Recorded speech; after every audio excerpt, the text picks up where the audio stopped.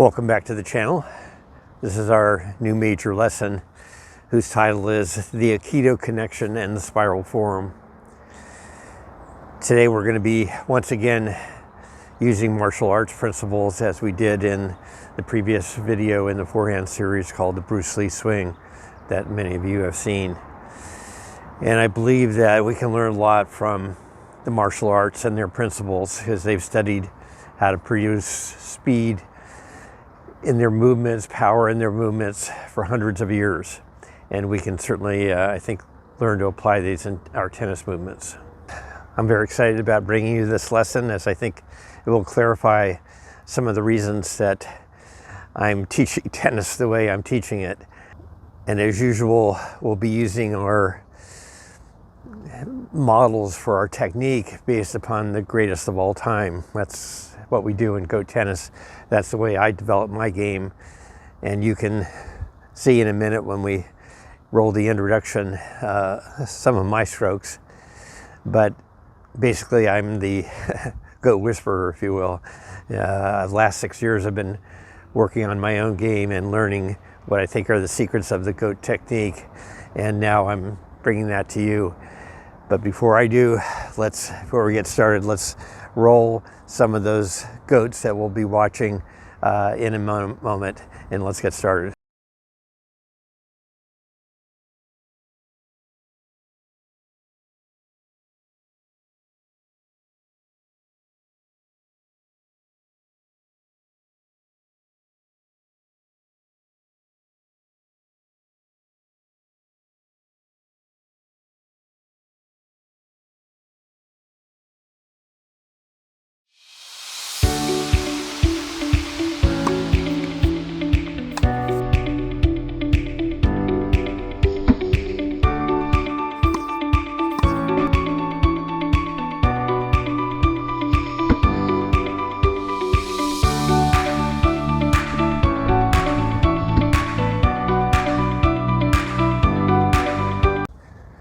Before we take a deep dive into the spiral form of the tennis swing, let's take a look at the inside of our body and its structure. And here you see what scientists refer to as the axial spine, composed of the upper segment, this cervical, the middle segment, thoracic, and the lower spine, the lumbar. Three major sections of the axial spine. And it's axial because the spine acts like an axle. All of our muscle system ligaments are attached to it, and we'll look at that in a moment. But they can spin around this axis, and that gives us the spiraling rotational structure for our swings and our throws in all sports. Now in our general way of speaking and thinking, when we're standing, quote, straight, we don't realize that our spine has these built-in curves in them, so the spine itself is really not straight. So this idea of the curving nature of the body is an important principle that we'll bring to play in this lesson. You can see in the background of the slide here that the spine is not a straight line, but in fact has three major curves in it, corresponding to the cervical curve of our spine here, the thoracic curve in the middle, and the lumbar curve down below. And yes, this structure helps us stand what we call straight, but it also provides the basis for our rotational and spiraling movements that we'll talk about. Here you see the muscle system attached to the skeleton. And what you see is all of these diagonal attachments of major muscle groups crisscrossing our body, crisscrossing our spine, front and back. This is generally called the spiral line. And the spiral line provides the fundamental structure for all of our rotations, spirals, and actions when we're talking about athletic movement.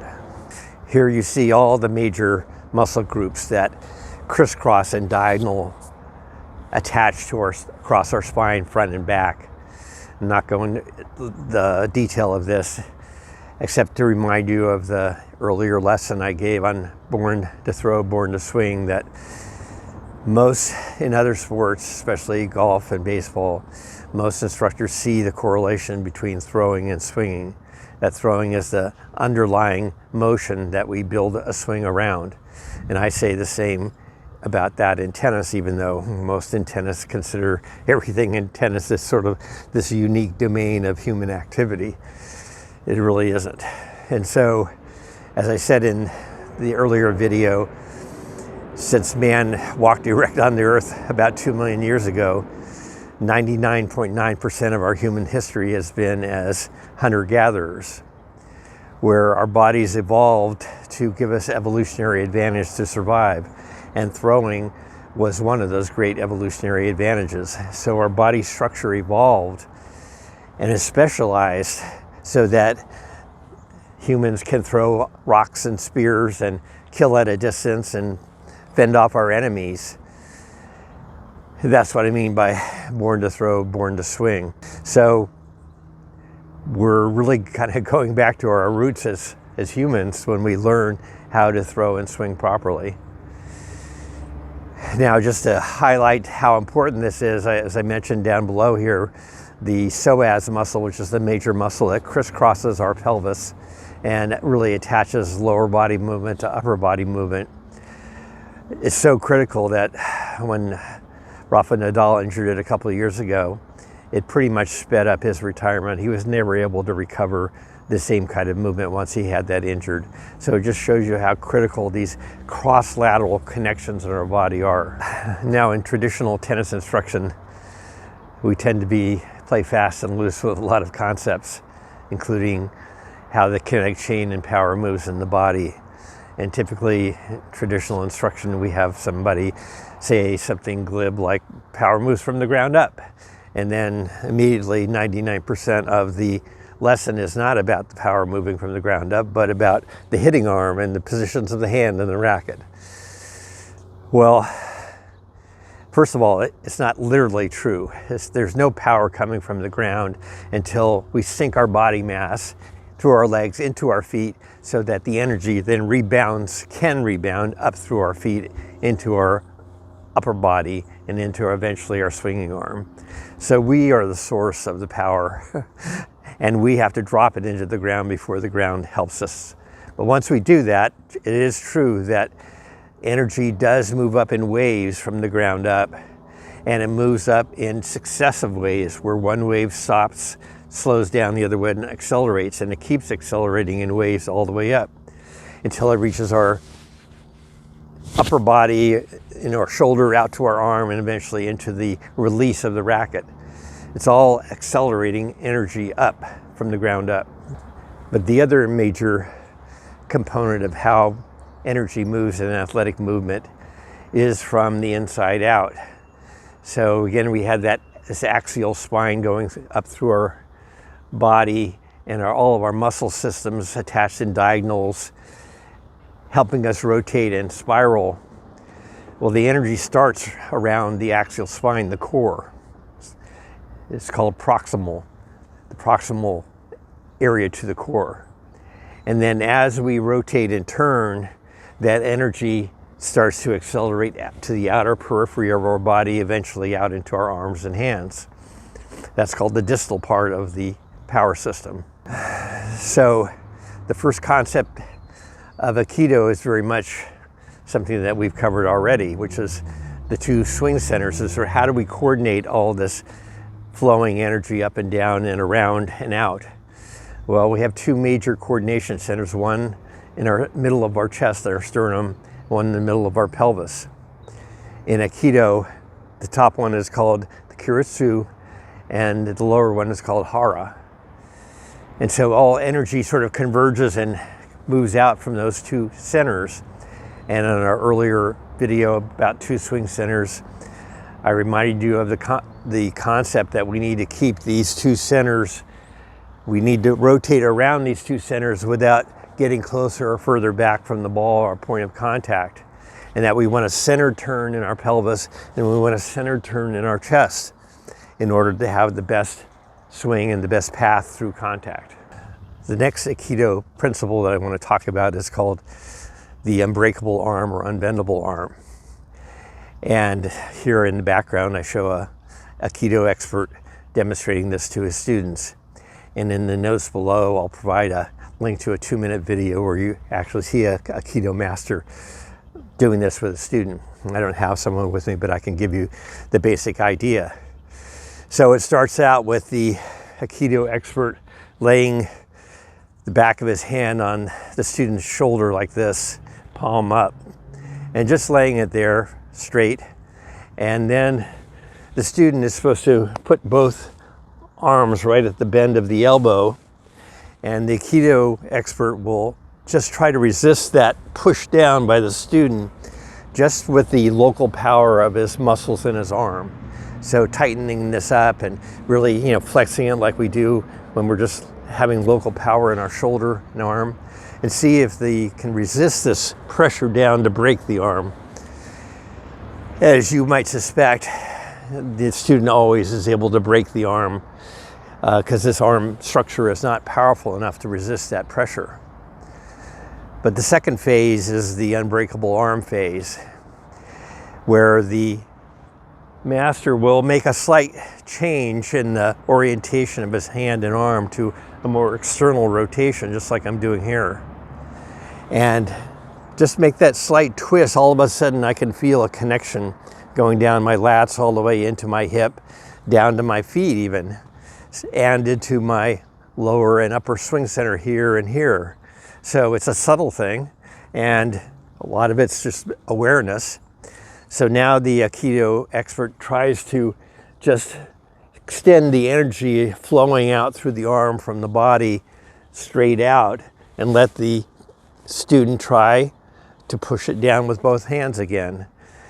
And if you've ever done this with someone, and I have, even in a relaxed state with no pressure going through particularly your arm, the structure is able to be strong enough so that the student can't break the arm. So there's really nothing super mysterious about this. It's really about Aikido connection, is about how we make connections to our body to produce power and speed. So if this fence were a car that I was trying to push, and if I walked up to the car standing straight, and I just put my arms on it like this, and I tried to push this car just with my shoulders and arms, my local power, well, obviously I'm not going to get anywhere, right? It's obvious. And that if I really wanted to push this car, I have to set up my body in a certain structure. So I'm going to be angling my feet and my torso and my hips down, and I'm going to be able to push through my whole body power into the arms that stay basically straight, and then I can push the car more effectively. So there's nothing super mysterious about all this. It's just about making connections that are powerful from our arms into our body structure.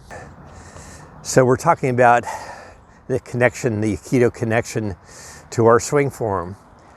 And in this series, the backhand topspin, and the previous one, the forehand topspin, we're talking about the form of the modern topspin swing. And I've been saying for quite some time now that the form is basically not a flat turning of the arm to the target in this horizontal path with our shoulders parallel to the ground like 99% of recreational players have.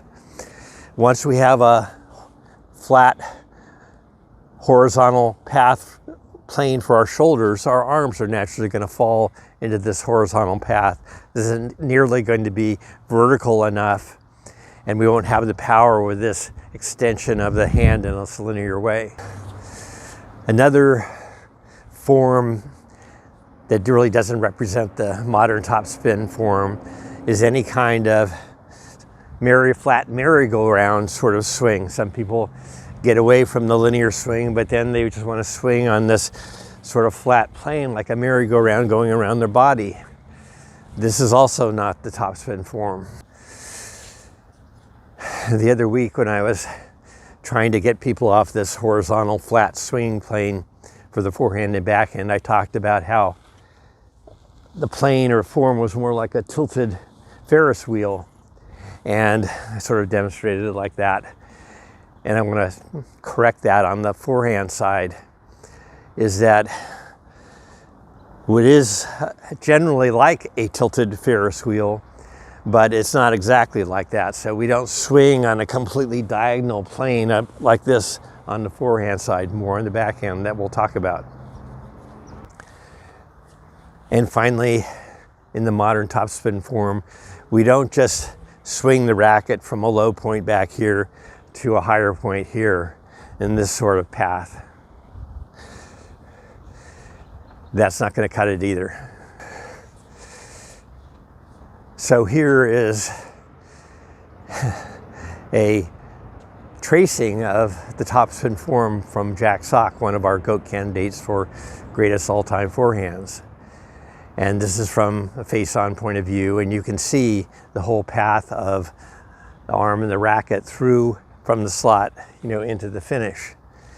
And it doesn't look like any of the imaginary forms that we just talked about. And when I place those imaginary forms over the real form, you can see how different they are. Now, when you ask most people what kind of swing model they have or what do they think about their swing, they say, well, I don't really think about it, I just swing. But they do have a model built into their history and their minds that otherwise they couldn't move their body at all. So the importance of all this is that if you have the wrong model in your mind, like I'm showing here, you're going to start making a faulty model is going to produce faulty technique. And that's what we have in a lot of traditional tennis instruction. Based upon the instructor's understanding of these different models, they're recommending certain things with the grip and swing and positions. And it can quickly get off path. Now looking at the forehand topspin, and we'll be looking at the backhand as well, I want to go over what I consider the two phases of the topspin swing from the slot, which is, the initial after we take back and we drop somehow back here. What are the two phases? And I've talked about this many times and somewhat in our forehand series, but I want to highlight it again now that you see the complete form in front of you from this face-on point of view. So after we take back and we drop into the slot, I said coming out of the slot, we usually have a pulling action of the hand where the racket is lined up, and for a few fractions of a second, we're just turning and gaining momentum and speed with the racket trailing behind. I call this the runway because this is like a plane accelerating down the runway straight. And we're usually just going straight out to the right here. If the target's over here, I haven't yet turned into it. I'm just driving out to the right.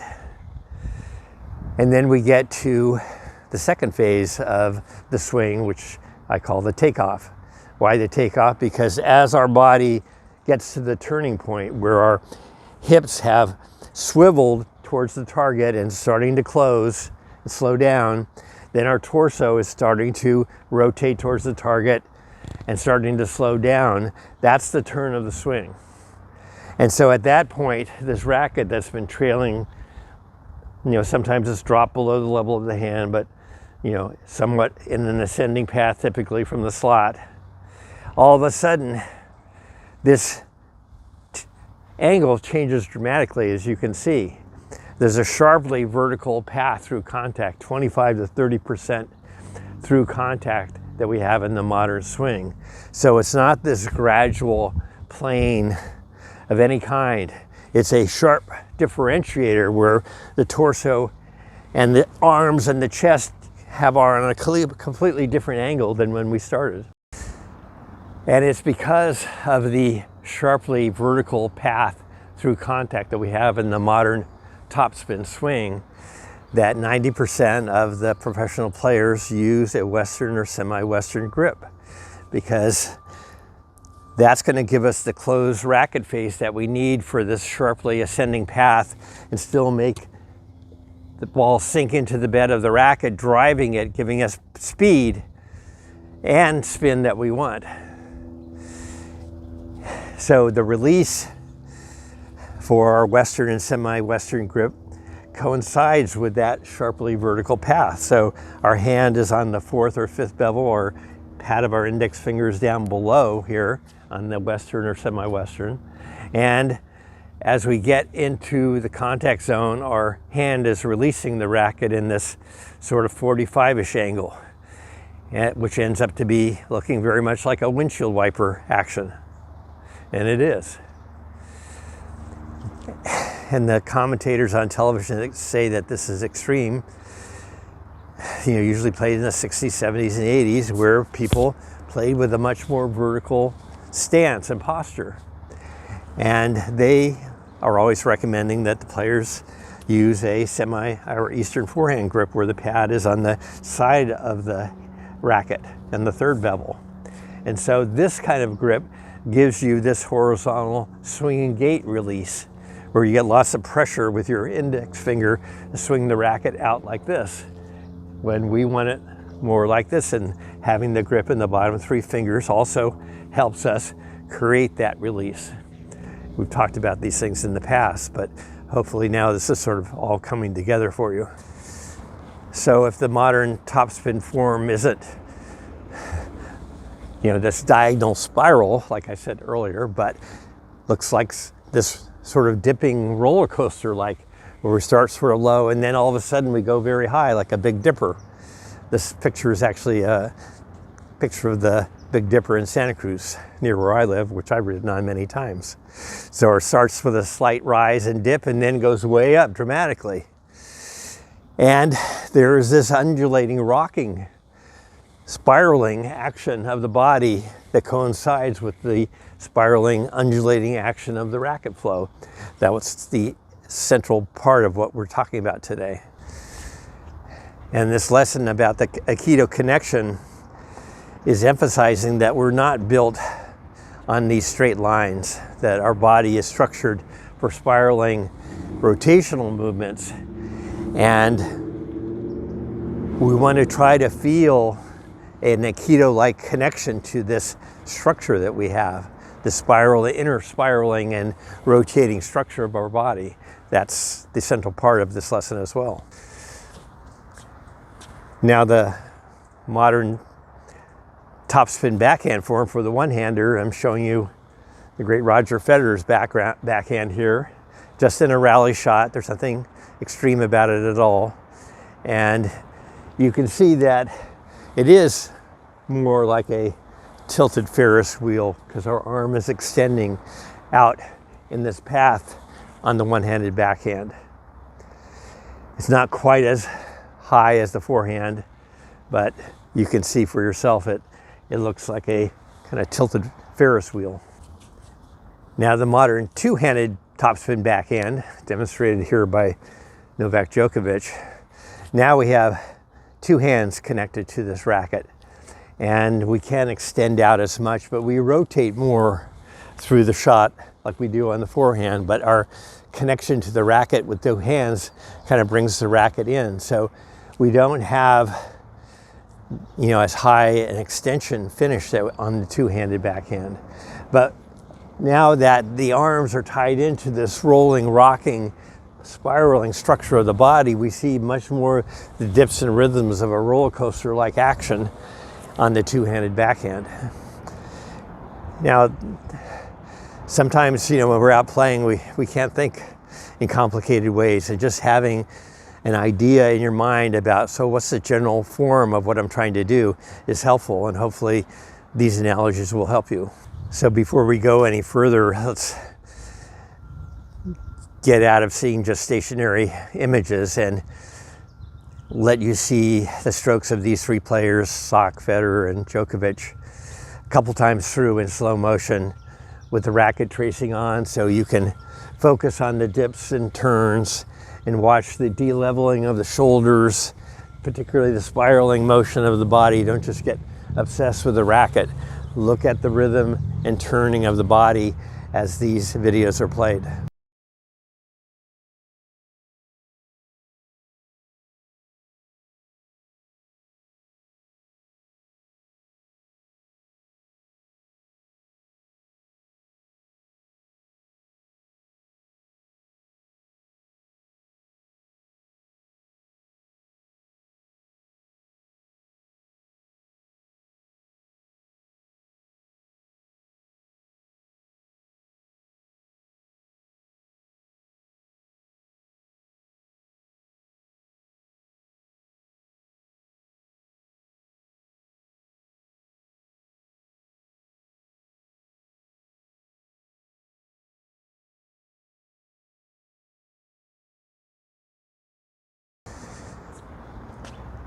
I mentioned in the beginning of the Backhand series about how there's only a handful of players left on the tour, maybe 10 in the top 100 on the men's side, and only one in the top 100 on the women's side that's using a one-handed backhand.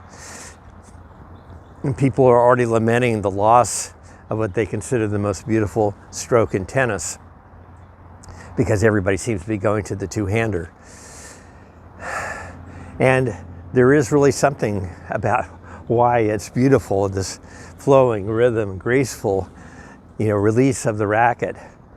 And I think we should, bring beauty back in as one of the things that we think about in tennis instruction and in developing your game. And I have these two quotes that talk about that, one from a sci-fi writer, Kim Stanley Robinson, very similar to my name, where he says, "Beauty is power and elegance, right action, form-fitting function, and very often expressed in curves." Very nice quote. And, I have my own version of it, and I quote myself here, if you'll excuse me, where I say, if it's ugly, you're doing something wrong. So as you're practicing and watching other players, if you see something graceful and beautiful, it's usually somebody doing the right thing, and the opposite is true. If they're not doing it right, if it's ugly, well, there's something wrong.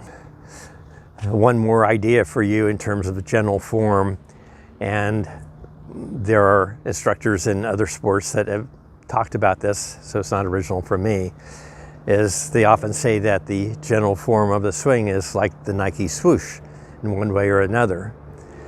Now, maybe you don't like Nike and you don't like that as a swing cue, but there is something to be said for the swoosh idea with its dynamic flow, curving, spiraling power. Having all those thoughts, embedded in our technique is a good thing. So in the background here, I have Jack Sock's spiral form from the front perspective. But before we look at that in any detail, I just want to give you the clarification on the overall concept again.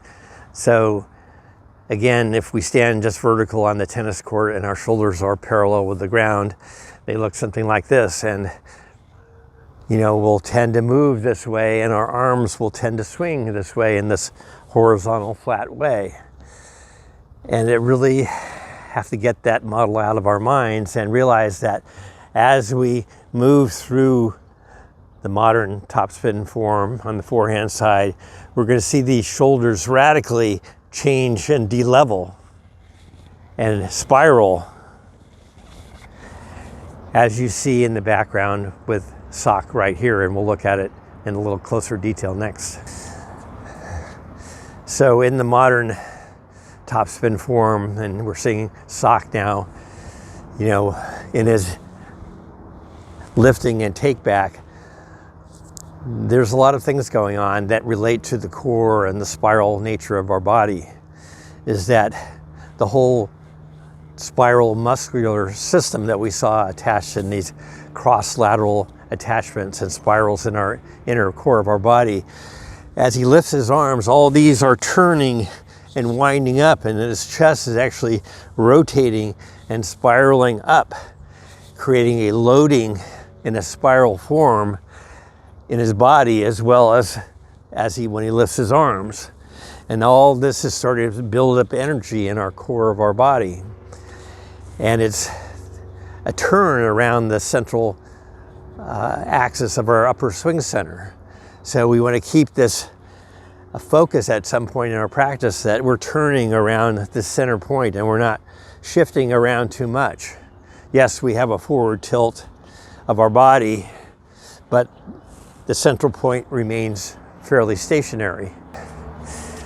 And so one way we can ensure that we're getting the proper orientation of our shoulders and the proper spiraling is that we keep a focus on this lead shoulder. So if the target is the camera facing, and this is my lead shoulder, and I'm spiraling, my lead shoulder is going to dip. And sometimes in hitting, they call this showing your numbers. So if I had numbers on my back, as I turn here, you could see those numbers. So we're dipping and spiraling up at the same time, creating this coiled structure in our upper body and a coil and turning up in our pelvis area as well, although that's more subtle. And then the second phase of the topspin forehand form, once we've dipped and coiled, now we're gonna drop into the slot, and the shoulders are going to change radically their level from the lead shoulder down to the lead shoulder tilted up, and our hand and arm coiled back here in the slot.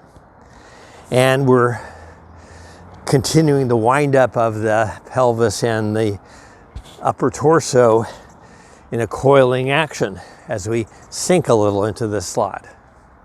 So everything's being loaded and coiled up in a spiral way. And the third phase is this middle phase, the transition phase from the take back or backswing to the forward swing, as opposed to all those who counsel players to get loaded and then load and explode and rotate as fast as you can from the slot position. This is not what we want. Instead, we want a transition move where we're sinking further into the ground and our weight is becoming equally distributed between our front and back leg from the pressure on the initial take back on the back leg. Now in our transition, we're sinking down lower and loading our pelvis through both legs and starting the forward momentum of our hips into the swing. That's when we have this phase of the swing, which I call the runway. You know, we're not lifting up at this point in any way, really. And then we get to the turn of the swing, if that's the target. We've gone through the runway, and now our hips are almost rotated all the way around. Our chest is starting to rotate through, and the racket is lagging behind us. We're pulling with our non-pulling hand around. Talk about that in a moment. And we get to a certain point of this dynamic where we're just releasing the racket in a throwing action, with the racket on edge, throwing as if we were actually throwing the racket, which I've done in many of my past articles. It is a throwing action in a sense. When you throw something, you don't hold on to it. You release the ball when you throw it. And we release the racket when we swing it. And again, we're going to be doing all this with some awareness of this swing center in our pelvis and in our chest. So we're not forward extending our pelvis towards the contact point or backing up with our upper body away from contact, changing all the consistency of the contact point that we want. These are centered turns around the pelvis and the chest, even though we're in this tilted form. And again, there is a sort of undulating, rocking action of our body and in our form of our racket and our arms and our arm path. So that's mirroring the spiraling action of the arms, is mirroring the spiraling action of our core and our body. Now, in terms of the Aikido connection idea, is that basically we're trying to keep some connection with the hitting arm and our spiral form of our body throughout the swing. But particularly when we take it back here, take it back and spiral up, and we drop into the slot, we're trying to make an Aikido connection to our whole body structure and the power centers. And when we release and turn and rotate at the turn of the swing, our body is and our arm have a connection, and that connection is to a rotating and spiraling chest and central part of our body, and they call this rib sway or chest spiral. And we have it in all swinging sports, although it's not often talked about in tennis. And I'll see if I can give you a better view of it here. So in baseball, we'll have the player up here like this in the ready position. But then as they swing, we're going to get the same side bend of the arm and the connection of the elbow down into the side, now making the connection throughout the body. that we see in all swinging sports. And then again, we don't go from the slotted position of the bat to just flinging the bat in rotation in a load and explode move.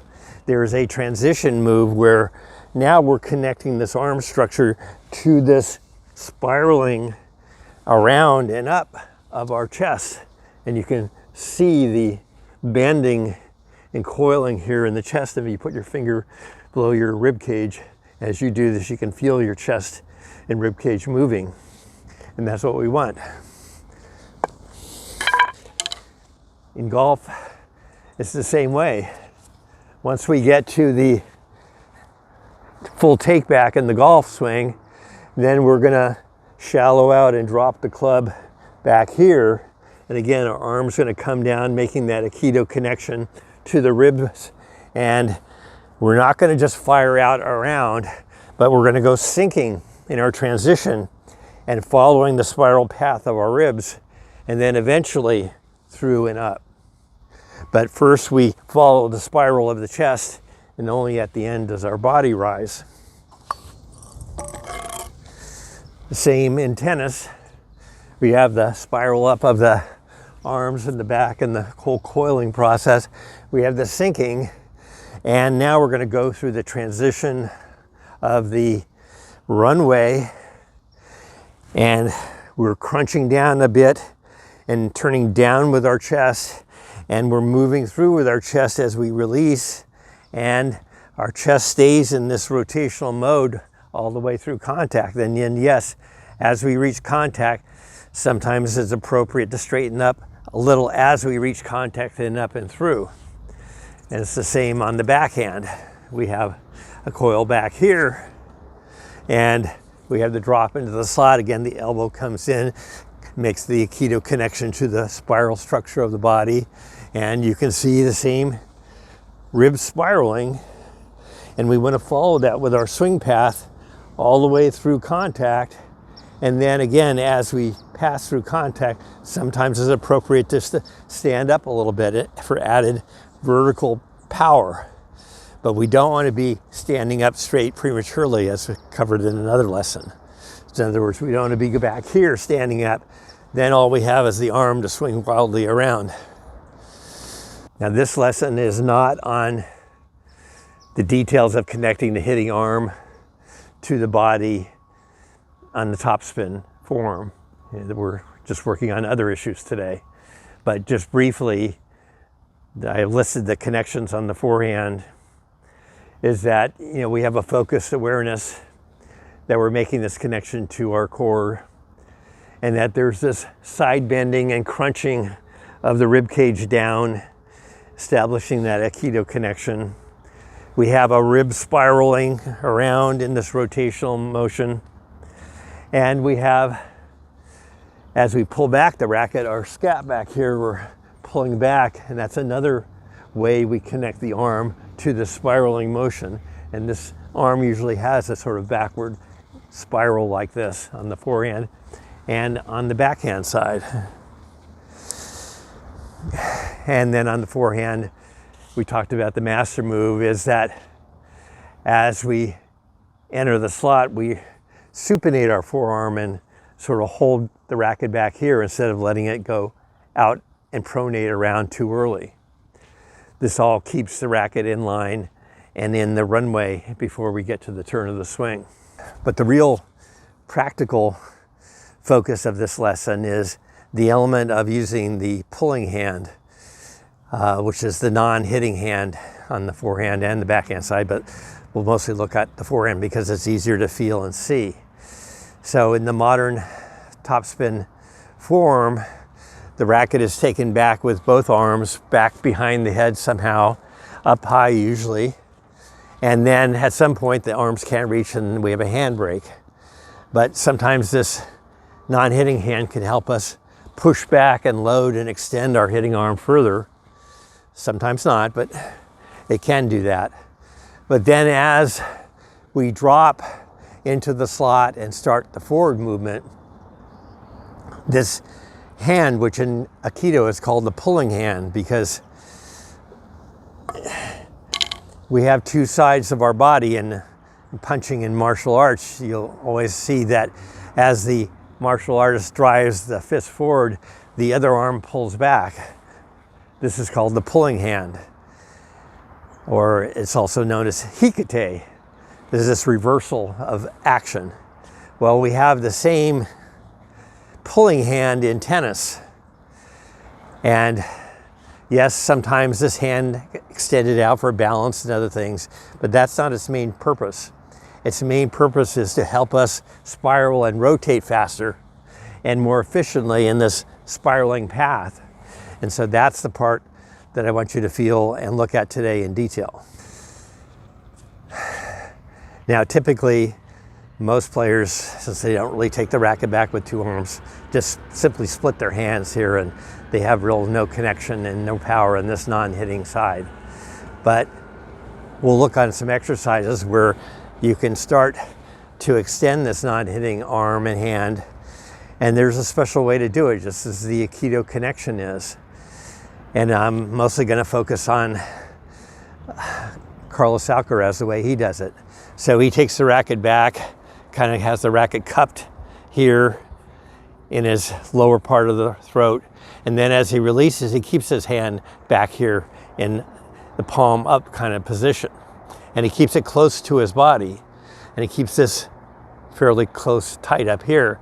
So that as he drops, instead of having the arm dangling way out here and sort of making a wide sweeping pull, he pulls from the right across the inside, crooks his elbow, and then he ends up with his arm, non-hitting arm, going in external rotation with his hand facing his head. And it's both pulling through this whole torso, but it's also creating the upward path that we need for that topspin dramatic rise through contact that we saw on the form.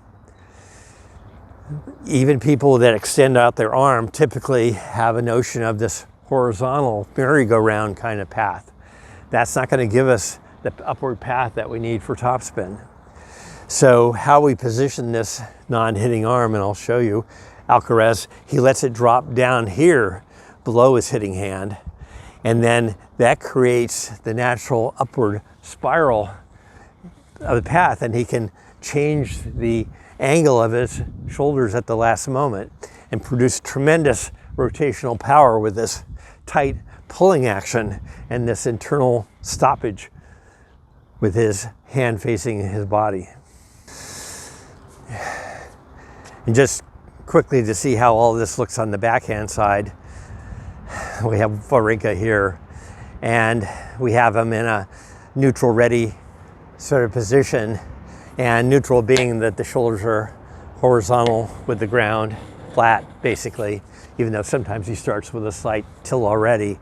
But then as he goes into his take back, again, he dips the lead shoulder just like we did on the forehand side, but now he's showing his back from this side.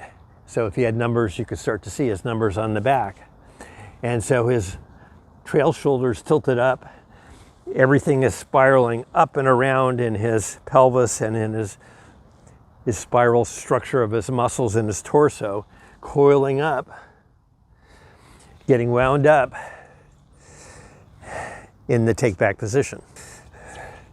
And then as he drops into the slot, the angle of his shoulders becomes even more down as he gets into this deeper coiled position and is lowering his body and loading his pelvis. So it's lowering his lower side and his upper side into this coiling and turn back position. And because he has a forward tilt, he can extend his arms back. So he has width and depth as he takes the racket back into the slot. So we're building up momentum here, keeping to our spiral form, not standing up straight, letting this spiral action unfold. And once we get to the turn of the swing, the hips have almost finished their rotation, the chest has rotated, then the racket is going to be released out on the swing circle in this tilted Ferris wheel manner, this windshield wiper manner.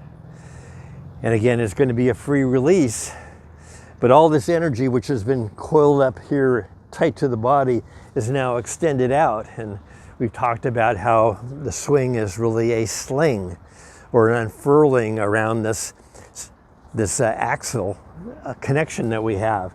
And we talked about how the energy and the speeds up from the inside of the body out. That is the slinging action and the unfurling action that we get when we have the correct technique, and that's what we want.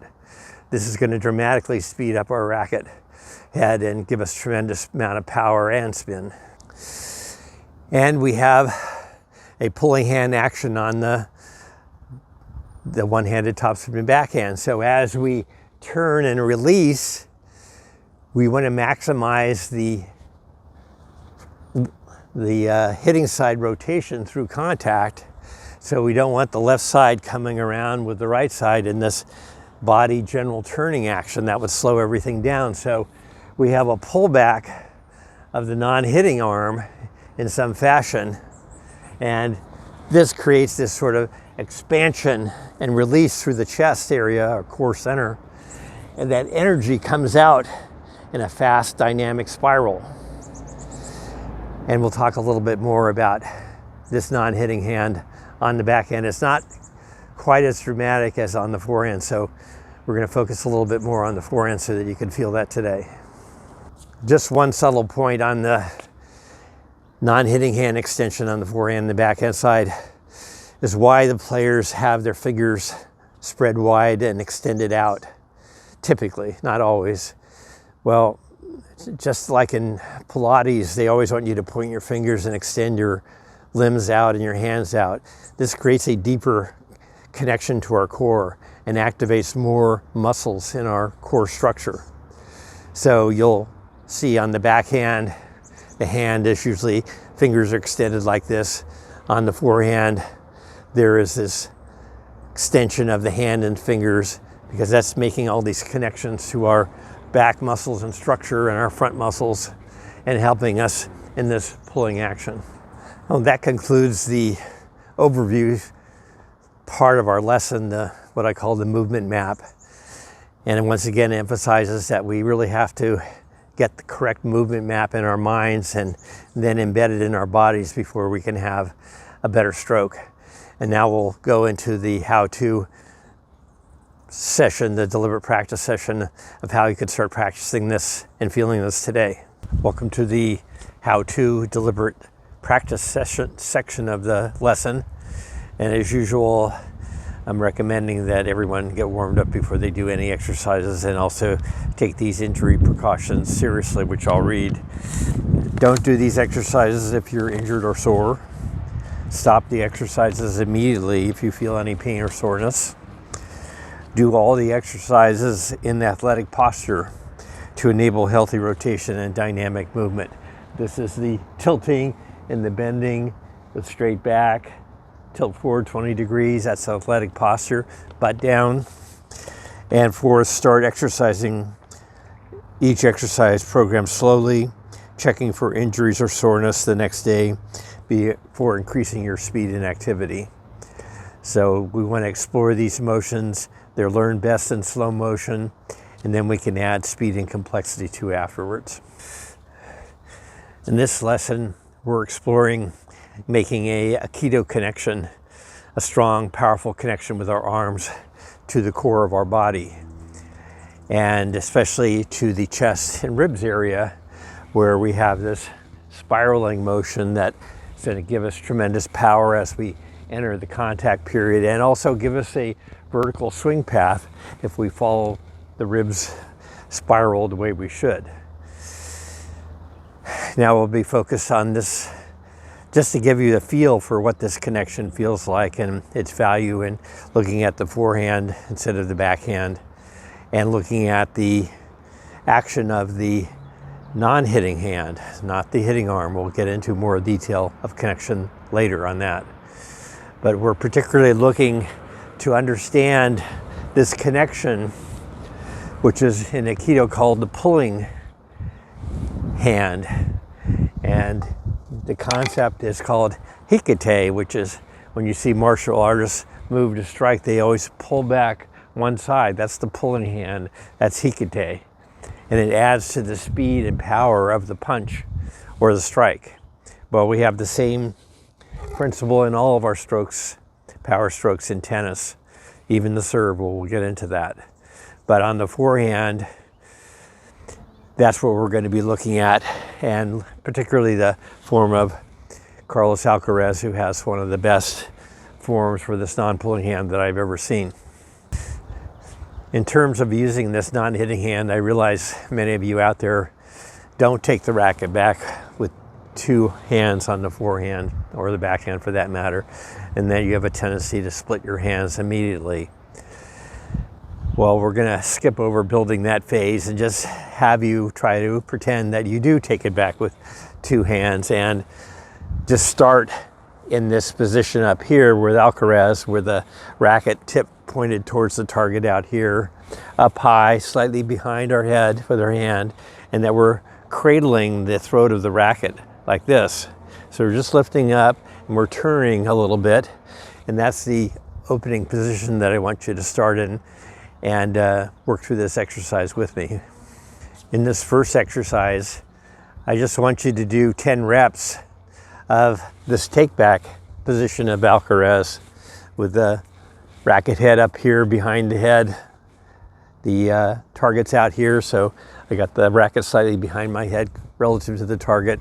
It's slightly above my head, the tip's pointed towards the target, and I'm cradling the racket up here in a relaxed way with my non-hitting hand. But then as I get to the top, I'm going to extend and push back even just a little bit further with my non-hitting arm, showing you how you can use the non-hitting arm to get an extra coil and load in your shoulder and back complex.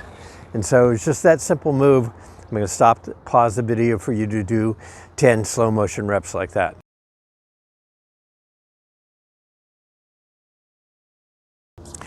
In the second exercise, starting from this Alcarez take back position, slightly push back with your non-hitting arm, then I want you to release this non-hitting arm in the same way that Alcarez does, which means just dropping it down, keeping the racket high, but now we're tilting and I'm dropping this back here, not pulling it forward, keeping the fingers pointed towards the back, and it's sort of like rocking a baby back here in this form. So it's up here, push back, drop, tilt. 10 slow motion reps of that, working through, pausing each time, seeing if you can smooth it out, feel what it's doing to your core of your body as you do this. I'll pause the video.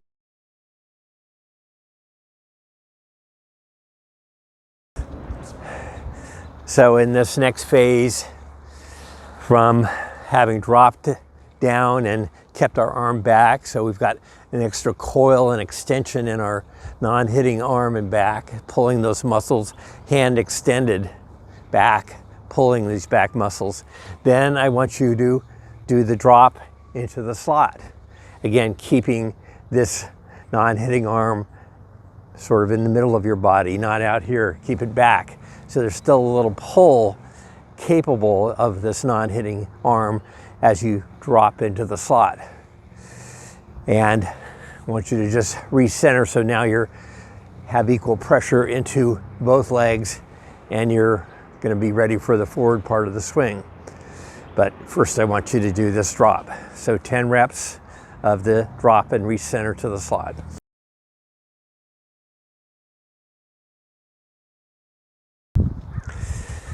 In the next exercise, we're gonna just do a slow motion version of the first part of the forward swing, which I call the runway.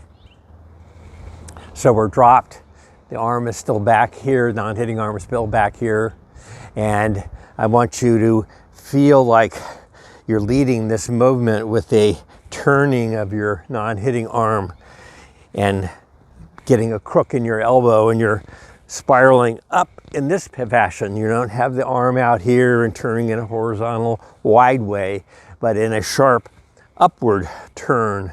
and you're moving your hand like this. So let the lead arm pull as you start to go into this movement of the runway. I'll pause the video.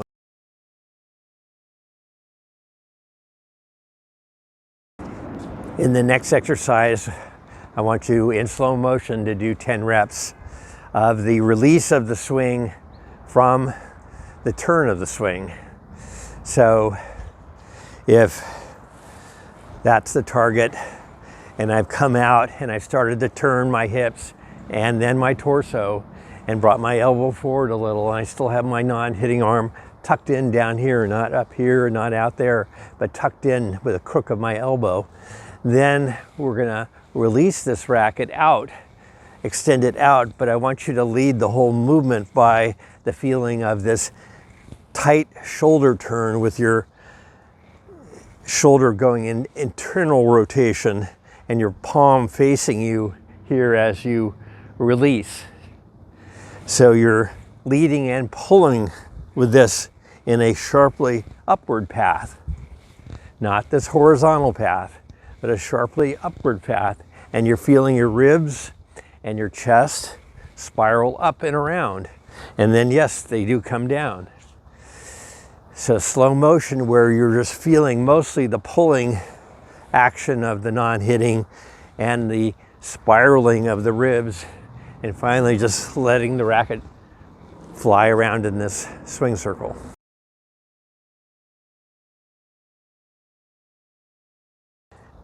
In the next exercise, I want you to add a medium amount of speed to this release from the turn of the swing. So you're going to add a little bit more dynamic movement and speed to everything, including the turning and the spiraling up action. And you should feel then a little bit more release of the racket as you turn, letting the racket extend and unfurl on its own mostly, feeling that it's coming from the turning of your chest up in this unfurling, slinging action, coming from the pulling and turning of the chest and the non-hitting arm. I'll pause the video.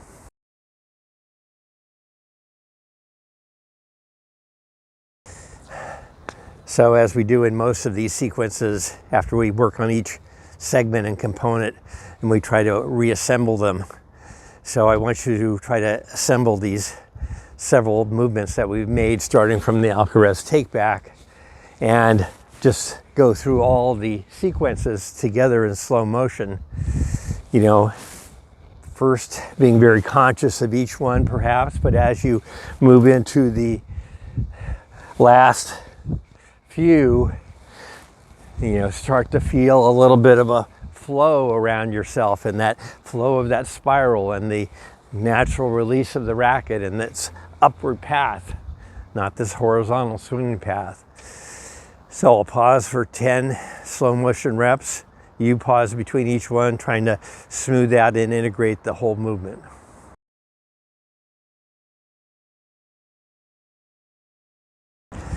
In the last exercise, now I want you to add a medium amount of speed to that whole sequence. So from our athletic posture, from the take back up here to the non-hitting hand, cradled, you know, down into the slot, the sinking, the keeping the non-hitting arm back, letting it lead up in this upward spiral action at the end. Don't want high speed, just medium speed, to see if you can make it all flow together, pausing between each one to smooth out the wrinkles. I'll pause the video.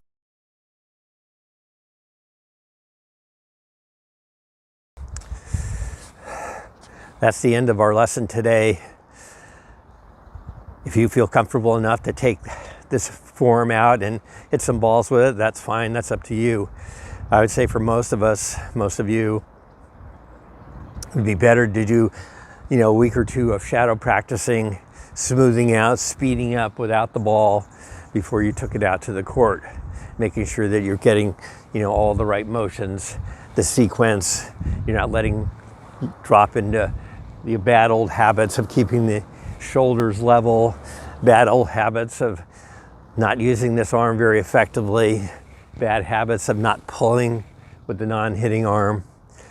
So there's plenty to do in the next couple of weeks, just practicing shadow work on this exercise, and again, feeling that connection of the arm to the core spiraling structure of the body.